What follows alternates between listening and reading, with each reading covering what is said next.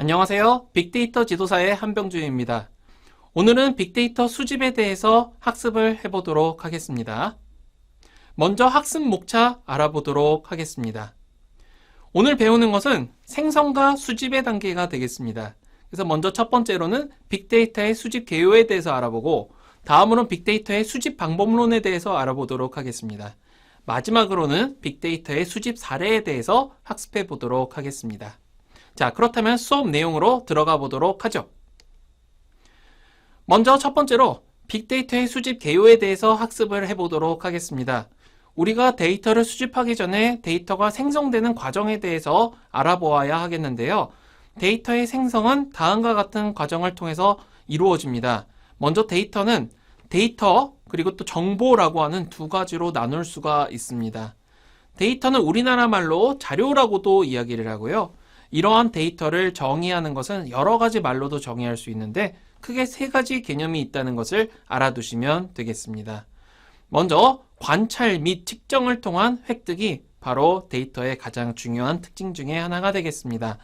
여러분이 데이터를 관찰을 하고 여러분이 직접 데이터를 측정을 해서 획득을 해서 하는 과정을 통해서 얻게 된 것, 그것이 바로 데이터가 되겠습니다. 또 단순한 사실이나 결과를 가리켜서도 데이터라고 이야기를 합니다. 그런데 여기서 굉장히 중요한 개념이 하나 더 있습니다. 데이터는 전혀 가공이 이루어지지 않은 상태, 그것을 가리켜서 데이터라고 합니다. 그렇기 때문에 여러분은 데이터를 보면 언젠가는 가공을 해야 되겠구나 라는 생각을 하시게 될 것입니다. 그렇다면 데이터를 가공함으로써 얻게 되는 결과는 무엇일까요? 바로 밑에 있는 정보가 되겠습니다. 영어로는 information이라고도 표현을 하는 이 정보는 여러분이 관찰 측정을 통해서 획득한 데이터를 가공해서 얻은 결과를 나타내게 되겠습니다.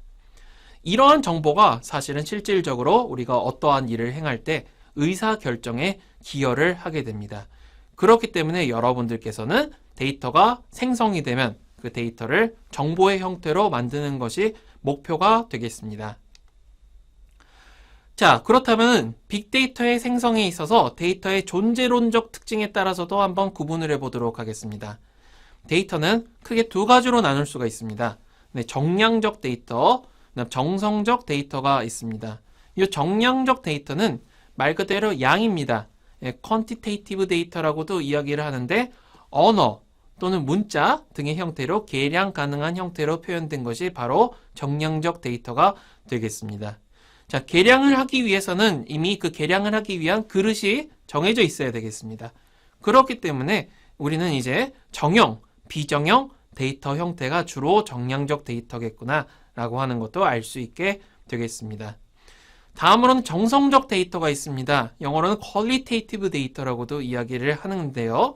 언어, 개념 등의 추상적 형태로 표현이 되는 것이 바로 정성적 데이터가 되겠습니다. 자, 형태가 추상적이기 때문에 데이터가 어떤 일정한 그릇에 담겨져 있질 않습니다. 그렇기 때문에 우리는 이런 정성적 데이터를 비정형 데이터의 형태로 대개 표현을 하게 됩니다. 그래서 데이터의 존재론적 특징으로 정량적 데이터, 정성적 데이터 이 두 가지 꼭 기억해 주시기 바랍니다. 다음으로는 데이터의 구성에 따른 구분 알아보도록 하겠습니다. 이것은 제가 첫날 수업 때 했던 부분과도 비슷한 부분이 있는데 조금 더 확장이 되어 있죠. 잘 알아보도록 하겠습니다. 먼저 정형 데이터가 있습니다. 사전에 정의된 데이터의 모델이 있어서 그에 맞춰서 데이터를 표현한 것이 바로 정형 데이터가 되겠습니다. 최적화된 형태로 자료 구조를 적용하는 게 가능하죠. 왜 그러냐면은 형태가 이미 정해져 있으니까 그것에 맞춰서 잘 저장이 되고 잘 분석이 될 수 있도록 자료 구조를 구성하는 게 가능하니까요. 예를 들면은 여러분이 소위 오피스 엑셀 등에서 사용을 하는 스프레드시트나 또는 데이터베이스 관리 시스템 DBMS 등이 바로 대표적인 정형 데이터가 되겠습니다. 다음으로 반정형 데이터가 있습니다. 이것은 정형 데이터와 비정형 데이터의 중간 정도 되는 특징을 가지고 있다고 보시면 되겠습니다. 예를 들어서 HTML, XML은 물론이고 나중에 또 저와 함께 학습을 할 JSON, 로그 등이 바로 반정형 데이터의 대표적인 형태가 되겠습니다. 마지막입니다. 비정형 데이터가 있습니다. 정형 데이터와 반대로 사전에 정의가 되어 있는 데이터의 모델이 전혀 없기 때문에 데이터의 해석 방법론이 미약합니다. 그러나 미약하지만 여러분들께서 그 방법론을 발견을 하게 되면은 여기서부터 어마어마한 부가가치를 창출을 해낼 수가 있습니다. 그래서 예를 들면은 여러분들 음악 많이 들으시죠? 동영상 많이 보시죠? 휴대폰, 카메라 갖고 사진도 많이 찍으실 겁니다. 이런 멀티미디어 콘텐츠가 대표적인 비정형 데이터의 특징이 되겠습니다. 또 SNS, 소셜 네트워크 서비스를 통해서 알 수가 있는 여러 가지 데이터들이 있죠. 여러분들이 SNS에 올리는 다양한 근황글, 또 친구들의 근황글, 또 SNS를 통해서 퍼지는 다양한 공유 글들, 메시지들, 나의 느낌 표현, 감정 표현 등등이 바로 비정형 데이터가 되겠습니다. 이렇게 데이터의 구성에 따라서는 정형, 반정형, 비정형으로 나눈다는 것도 잊지 말아 주시기 바랍니다.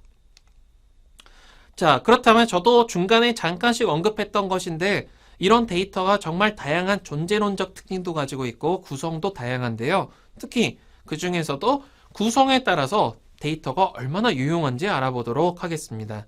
먼저 수집 난이도인데요. 정형 데이터는 수집이 가장 쉽습니다. 왜냐하면 그릇이 정해져 있기 때문에 그 그릇에 맞춰서 데이터를 표현해주면 되기 때문이죠. 그렇다면 그 반대가 되는 비정형은 가장 그 수집의 난이도가 어려울 것입니다. 물론 데이터를 단순히 저장만 하는 것은 큰 의미가 없지만은 데이터를 정보의 형태로 바꾸기 전에 적합한 형태로 바꿔두어서 저장을 해야 되겠죠. 또 예를 들면은 어떠한 비정형 데이터는 굉장히 큰 용량을 차지할 수도 있습니다. 그래서 정형 데이터와 비정형 데이터, 요 수집 난이도에 있어서 양극단에 있다고도 볼 수 있겠습니다. 반정형 데이터는 정형 데이터와 비정형 데이터의 중간자적 성격을 가지고 있기 때문에 수집 난이도는 어떨 때에는 조금 쉬울 수도 있고 어떨 때는 어려울 수도 있어서 중간으로 분류합니다. 다음으로 구성 복잡도를 보도록 하겠습니다. 정형 데이터는 구성 복잡도, 즉 구성되어 있는 복잡한 정도가 가장 단순합니다. 그런데 비정형 데이터는 굉장히 복잡합니다. 그래서 정형 데이터와 비정형 데이터는 역시 양극단에 치달아 있습니다. 구성이 복잡한 정도가 단순하기 때문에 정형 데이터는 분석이 쉽습니다. 비정형 데이터는 분석이 좀 더 어렵습니다.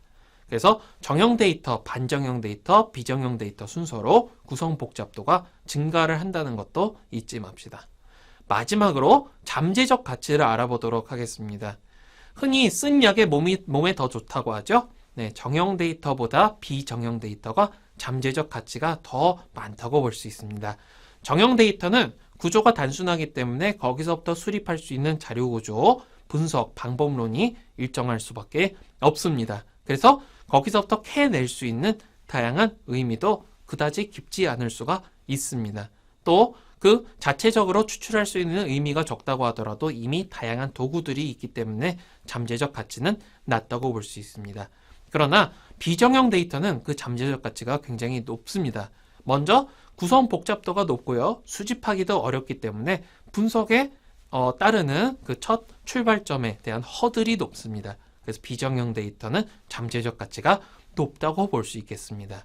그래서 우리 빅데이터를 학습하는 사람들은 정형 데이터도 분석할 줄 알아야 되지만 비정형 데이터도 분석하기 위한 다양한 방법론을 습득하는 데 있어서 노력해야 할 것입니다.